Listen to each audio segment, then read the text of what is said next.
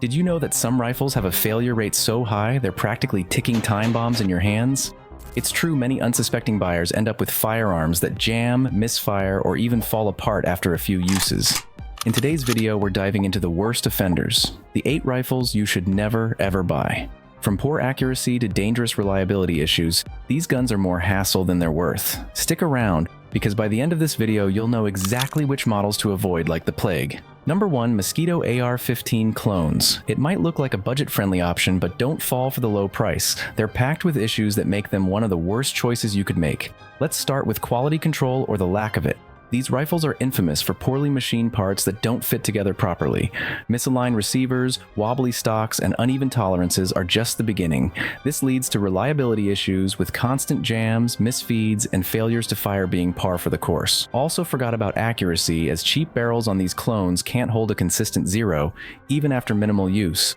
Don't even think about upgrading them either. Mosquito AR-15 clones are notorious for using off-spec dimensions, meaning standard aftermarket parts often won't fit. You'll end up spending more money and time trying to fix the rifle than you would have if you just bought a reliable AR-15 from a reputable manufacturer.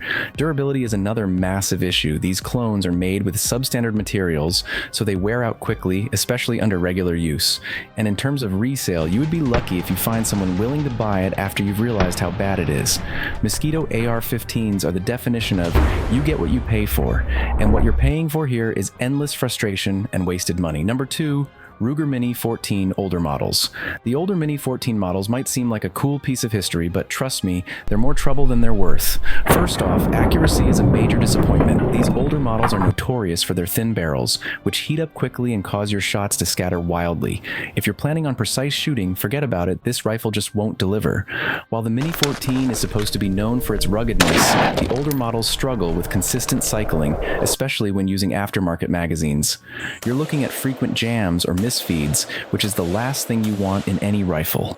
If you're looking to customize it, then good luck, as these older models weren't designed to be modular, so adding modern optics, rails, or accessories is a frustrating and often expensive process.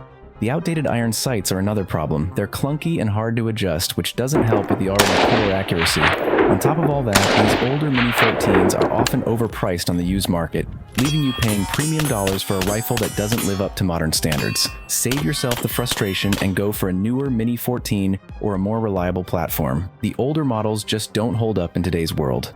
Number 3, Century Arms Set Me Sporter. It might seem like an affordable way to get a classic battle rifle, but it's loaded with problems that make it a bad buy. The biggest issue is its build quality. These rifles are infamous for being cobbled together with mismatched and poorly machined parts. This leads to major reliability issues, misfeeds, failures to fire, and inconsistent cycling are all too common. You might spend more time clearing jams than shooting. Accuracy is another letdown. Many Set-Me sporters suffer from misaligned sights or barrels that weren't properly assembled, making precision shooting nearly impossible. Also, its stamped receiver welds are often sloppy, and parts like the bolt and carrier tend to wear out much faster than they should. Good luck finding replacement parts, because the Set-Me sporter doesn't always follow standard specifications. Aftermarket compatibility is a nightmare. Even maintenance is frustrating. Taking it apart for cleaning can feel like a battle of its own due to poor fitment and inconsistent tolerances. And let's talk about magazines. This rifle is notoriously picky, often jamming with anything other than specific, hard-to-find options. Add all of this to the fact that these rifles have terrible resale value, and you're looking at a firearm that's not worth your money or your time. Number 4, Armalite AR-7 Survival Rifle. The AR-7 might sound like a handy tool for emergencies, but in reality, it's packed with issues that make it a poor investment. Firstly, reliability is a major problem. This rifle is notorious for jamming, especially if you're not using top-tier ammunition. And in a survival situation, the last thing you need is a firearm that can't be trusted to fire when you need it most. Also, its lightweight takedown design might make it portable, but it also sacrifices stability, meaning your shots will often miss the mark. The factory sights are poorly designed and hard to adjust, further hurting its performance. Durability is another major flaw. The plastic stock is flimsy and prone to cracking, while the internal components are known to wear out quickly with regular use. And then there's the reassembly process. It's infamously frustrating. Cleaning and putting this rifle back together feels like solving a puzzle that doesn't quite fit.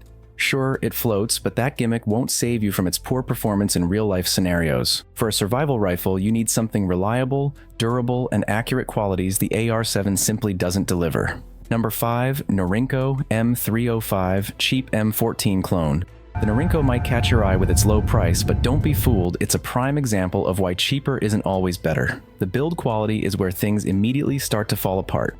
These rifles are notorious for poor machining, with components that barely fit together properly. The receiver and bolt often deviate from mil-spec standards, making repairs or upgrades a frustrating and costly challenge. Accuracy is another big issue. The barrels on these rifles are inconsistent, and the loose tolerances in the assembly mean you'll struggle to get tight groups, especially at longer ranges. Reliability is no better, misfeeds, failures to extract, and jams are frequent problems, even with good quality ammo.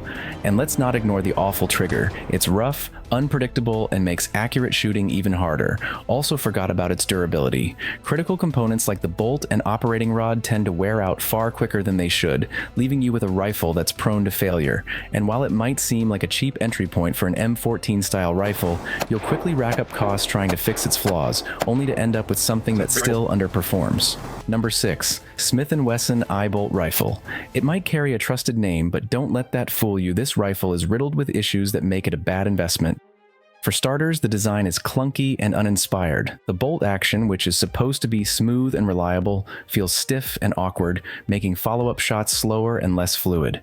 This is a big deal if you're using it for hunting or precision shooting where every second counts. Accuracy is another weak point. The eye-bolt's barrel quality is inconsistent, and many users report difficulty in maintaining tight groups, even with high-quality ammunition. The factory trigger doesn't help either. It's heavy and gritty, making precise shots a real challenge. Add to that the fact that the stock feels cheap and poorly balanced, and you're left with a rifle that doesn't inspire confidence in its handling.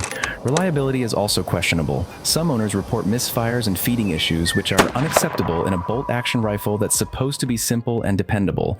And while Smith & Wesson is a respected brand, the eye-bolt has a reputation for being one of their less successful designs, which reflects in its poor resale value and lack of aftermarket support. Simply put, the Smith & Wesson Eye-Bolt rifle doesn't live up to the standards you'd expect from the brand. Number 7. Remington 710/770. The bolt-action rifles might seem like budget-friendly options, but they're plagued with problems that make them some of the worst rifles on the market. First and foremost, the build quality is shockingly poor. These rifles are made with a heavy reliance on cheap plastic parts, including the stock, which feels flimsy and flexes under pressure. This not only affects durability, but also makes the rifle feel unbalanced and awkward to handle. Accuracy is another major letdown. The barrels are press-fit rather than threaded, which is a cost-cutting measure that sacrifices precision.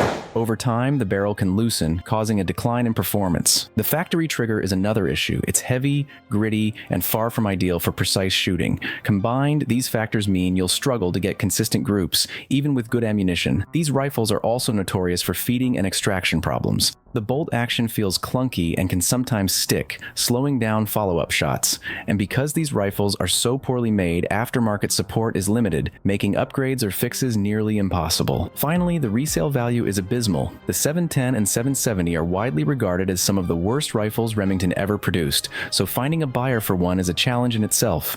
Number 8. Lamont Grapeshot Revolver Rifle. It might look like a piece of historical coolness, but when it comes to practicality, it's a total flop. First off, this hybrid revolver rifle design is overly complex and prone to malfunctions. The unique dual-barrel system, which fires both standard revolver rounds and a shotgun blast, might sound exciting, but in practice, it's clunky and impractical. Misfires and misalignments are common, making it far from dependable. Reloading is another nightmare. With 9 revolver chambers and a shotgun barrel, it's a slow, tedious process that's completely unsuitable for any modern application. Forget about quick follow-up shots. By the time you're ready to fire again, you might as well have brought a slingshot to the fight.